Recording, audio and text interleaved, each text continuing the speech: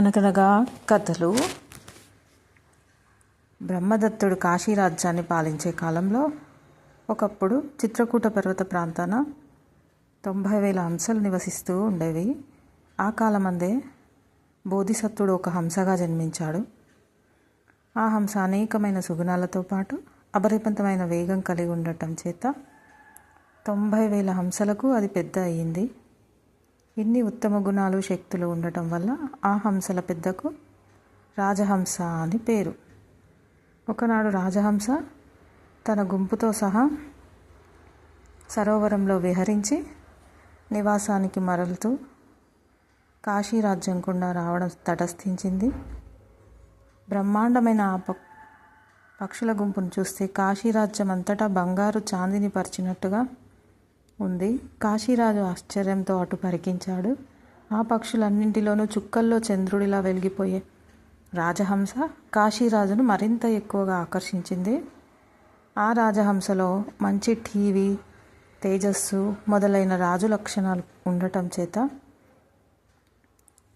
కాశీరాజు దాన్ని గమనించి సేవకుల చేత దివ్యమైన పుష్పమాలికలు, పూజద్రవ్యాలు తెప్పించి వాటితో రాజహంసకు స్వాగతమిచ్చాడు. ఘనమైన ఆ స్వాగతాన్ని ఆప్యాయతతో అందుకున్నది రాజహంస. తన పరివారంతో సహా కొన్నాళ్ళు అక్కడ ఉండి కాశీరాజు ఆతిథ్యం పొంది నివాసానికి మరలిపోయింది. ఆ క్షణం నుంచి కాశీరాజుకు రాజహంస పైన గల మమత మరింత అతిశయింపసాగింది. ఇప్పుడు ఆయన మనస్సంతా రాజహంసపైనే ఉంటున్నది. అహర్నిశలు దానిని గురించే తలంపు. ఏ క్షణమందు ఏ దిశ నుంచి ఆ రాజహంస వస్తుందో అని 1000 కళ్ళతో కనిపెట్టి చూస్తూ ఉండేవాడు. ఒకనాడు చిత్రకూట పర్వత ప్రాంతమందలి హంసలలో 2 చిన్నారి హంసలు రాజహంసకు వద్దకు వచ్చి, రాజా, మా ఇద్దరికీ ఎంతో కాలంగా సూర్యునితో పందెం కడదామని సరదాగా ఉంది అంటూ వాటి మనస్సులోని ఉద్దేశం వెల్లడించినాయి.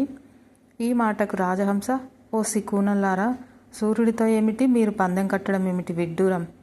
సూర్యుని వేగం ఎంతటితో మీకు తెలియదు కనుకనే అజ్ఞానంలో పడ్డారు. మీరు ఆయనతో పరిగెత్తలేరు సరికదా. పందెంలో మీకు ప్రమాదము, ప్రాణాపాయము కూడా కలగవచ్చు. అందుచేత ఇంతటితో మీరిద్దరూ మీ పిచ్చి ఊహలు కట్టిపెట్టండి అని నెమ్మదిగా హితవు చెప్పింది. హంస పిల్లలకు ఆ హితవు నచ్చలేదు. మళ్ళీ మరొకనాడు పోయి రాజహంసను అనుమతి కోరినాయి. ఈసారి అలానే చెప్పింది రాజహంస. అంతటితోనైనా ఊరుకోకుండా 3వసారి పోయి మళ్ళీ అడిగినాయి పిల్లలు. ఏమారు రాజహంస అంగీకరించలేదు.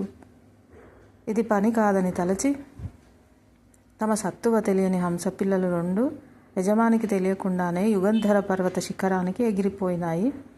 ఈ శిఖరం సూర్యమండలాన్ని తాకుతున్నదా అనిపించేటంత ఎత్తైంది కనుక ఆ పెద్ద పర్వత శిఖరం మీద చేరి సూర్యునితో పందెం వేద్దామని హంస పిల్లలు అనుకున్నవి.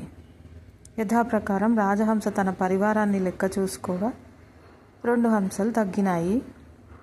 జరిగిన సంగతి గ్రహించి అది ఎంతగానో విచారించింది. వాటిని ఎలా అయినా రక్షించాలనుకున్నది.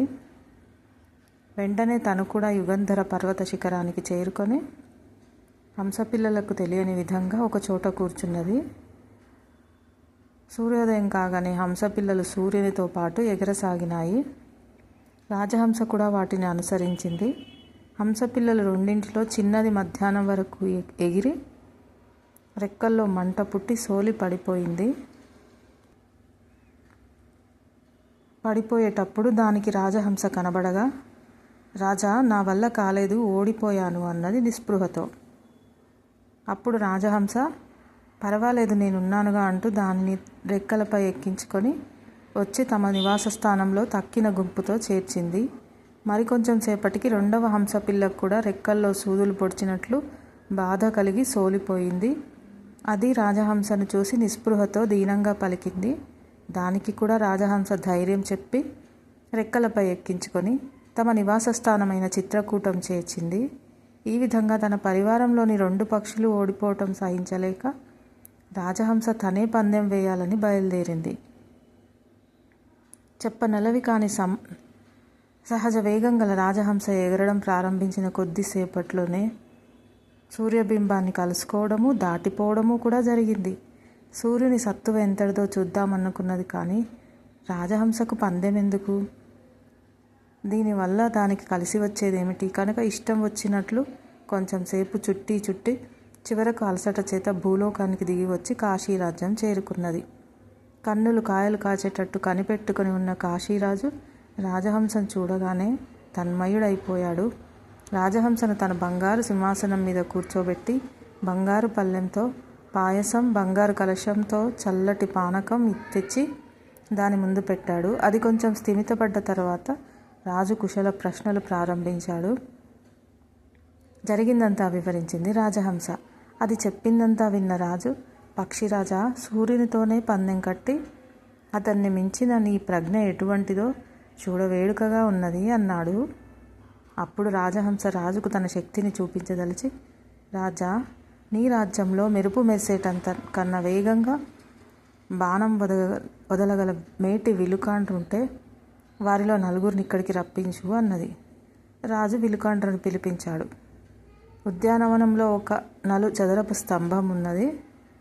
విలుకాండ్రు నలుగురిని ఆ స్తంభం 4 వైపులా నించోబెట్టింది రాజహంస. తర్వాత తన మెడకు ఒక గంట కట్టుకొని స్తంభం పైన కూర్చొని, నేను సంజ్ఞ చేయగానే మీరు నలుగురు బాణాలు వదలండి. నేను ఎగిరి వెళ్ళి మీ ఒక్కొక్కరి బాణమే తెచ్చి మీ ముందు పెడతాను.